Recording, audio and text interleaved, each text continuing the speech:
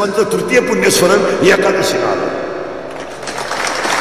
हा, आणि आजचा योगायोग असा आहे, शिवाय माऊलीची वारीची एकादशी, इथं दोन्ही मुद्दे आला. वद्य वारीची एकादशी आहे आणि एकादशीला पुण्यस्मरण आलं. योगायोगानं तुमचं दर्शन, माझं दर्शन, हाच लाभ.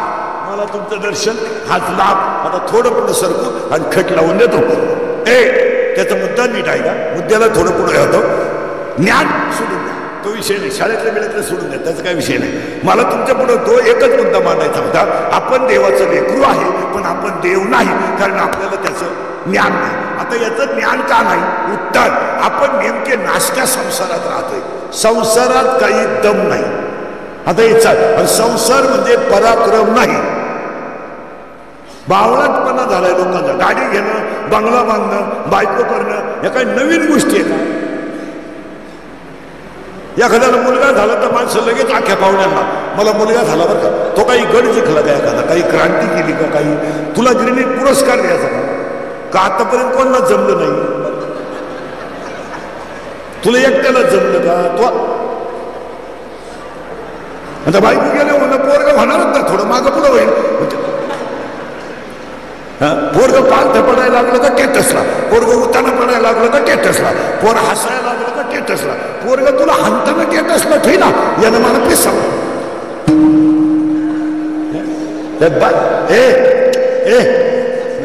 बायको करणं, बायको करणं, मुलगा होणं, हा पराक्रम नाहीये. जाती देव करू थांब, हा पराक्रम नाहीये. नर देहात येऊन मालकरी होणं हा पराक्रम आहे. धन्य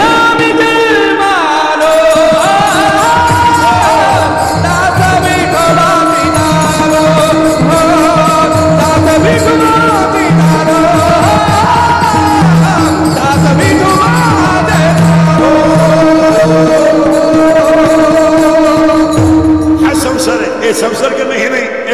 गाड्या घेणं, बंगले बांधणे कधी ध्यानात ठेवायचं?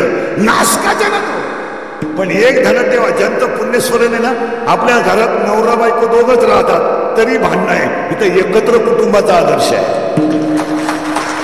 हे ध्यानात ठेवा, आपल्या घरात नवरा बायकोचे दोघं जण तरी कोण चपाती फेकीत आहे, कोण पिठलं फेकीत आहे. बसलेले माणसं नाहीये. तो म्हणतो भाकर भाजली नाही, ती म्हणते तुला बाहेरची सवय लागली हांडरसा. पण इथं 50 माणसांचं कुटुंब एकत्र ठेवणं हे सगळ्यात मोठा विचार. माणसं 50 सांभाळायचे महाराज, 50 बरं, 50 विचाराचे 50 आणि ती एक होते. गावच झालं ना. म्हणजे सुरेश भाऊ एक गावाचे करते होते. एकत्रित कुटुंब पद्धतीमध्ये हा कुटुंब एकत्र राहत नाहीत. 50 समजू नका तुम्ही त्याला. पुन्हा ऐका माझा मुद्दा.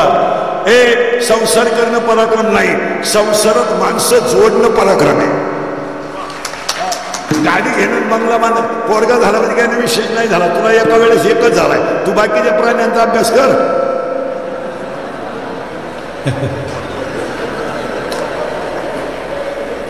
तरी तू बावला आणि हे काय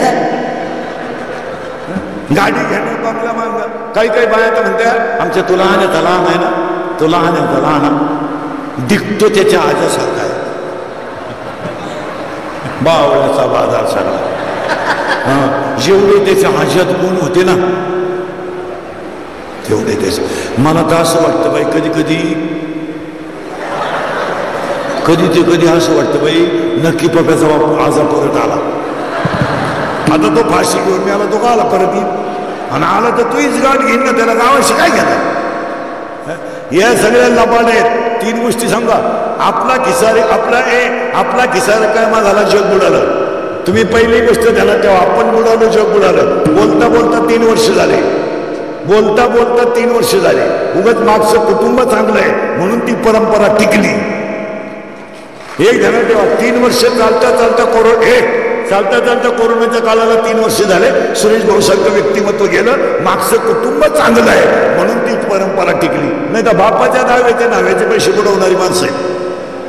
लोक फक्त कडक कपडे घालून हिंडतात, पांढरी केस काळी करीतात, मिश्या काढतात आणि स्वतःला शाळेत समजतात. हे त्यानं दाबून मारला समाज, दाबून. लोक तुम्ही गुलाम झालात, गुलाम. तुमच्या माझ्या अंगात शब्दात गुलाम, तुमच्या माझ्या अंगात छत्रपतीचं 96 कोणी खानदान रक्त आहे, हे रक्तात लोक विसरले. शलपाट झालं आपण, शलपाट. आपल्याला छत्रपतीने 3 गोष्टी शिकवल्यात. एक, सगळं विका, स्वाभिमान विकू नका. विका, हे गाड्या बिड्या बंगले विकल्यानं काय फरक नाही. लाचार जगू नका, हे छत्रपतीचं वाक्य आहे. आणि छत्रपतीने आपल्याला दुसरी गोष्ट शिकवली, बुटाची पॉलिश करून जगा. ए बरे, बुटाची पॉलिश करून जगा, बुट चाटून जगू नका. आणि छत्रपतीने आपल्याला तिसरी गोष्ट शिकवली, मोडायला शिका, वाकायला शिका. दुसऱ्याच्या लग्नाच्या वरातीत नाचणाऱ्या माणसाला काय धर्म कळतो? 32 रुपयाच्या 90वर बदलणारी माणसं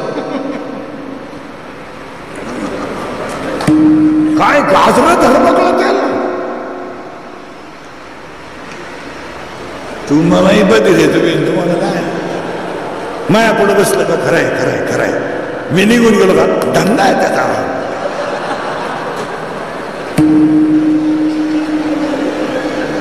नाही, थोडं पुढं सरकवतो. आपण घुसणारे शब्दात ज्ञान नाही, इथं आपण